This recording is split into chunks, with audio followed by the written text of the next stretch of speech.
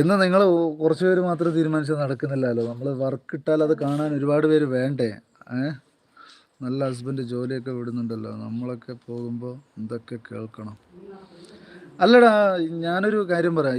ഈ കാലത്ത് ഒരു ഭാര്യയും ഭർത്താവും ജോലിയുടെ കാര്യത്തിൽ അണ്ടർസ്റ്റാൻഡ് ചെയ്തില്ലെങ്കിൽ ഭയങ്കര ടഫാണ്. കാരണം നമ്മളെപ്പോഴും ഭയങ്കര ലോ ലെവലുള്ള ആൾക്കാരായിട്ട് ജീവിച്ചിട്ട് കാര്യമില്ലല്ലോ. രണ്ട് ഭാഗത്തുനിന്ന് സപ്പോർട്ട് കിട്ടുമ്പോൾ എന്തെങ്കിലുമൊക്കെ ഈഗോ എന്ന് പറയുന്ന സാധനം ഇല്ലാതിരുന്നാൽ മതി. കാരണം രണ്ടുപേരും, ഒരാളിപ്പോൾ ഒരു വീട് കെട്ടുകയാണെങ്കിൽ രണ്ടുപേരും ഷെയർ ചെയ്യാം.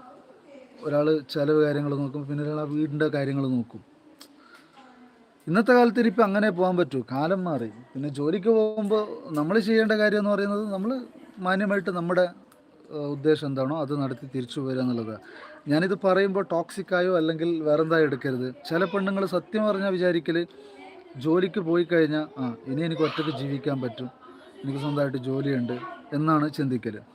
സ്വാഭാവികം നമ്മളൊരു ഹസ്ബൻഡ് ചിന്തിക്കൽ എങ്ങനെ, ജോലി എങ്ങനെയാലും കുടുംബം ഒന്ന് കരകയറ്റിയെടുക്കണമെന്നാണ്. അപ്പോൾ ആ ഒരു തിങ്ക് ചില പെണ്ണുങ്ങൾക്ക് വരാറുണ്ട്. അത് വരാനുള്ള കാരണവും ഞാൻ പറയാം. അവരെപ്പോഴും കൂട്ടിലടച്ചിട്ടതുപോലെ ഇട്ടിട്ട് പെട്ടെന്നൊന്ന് സ്വാതന്ത്ര്യമാകുമ്പോൾ ഉണ്ടാകുന്നൊരു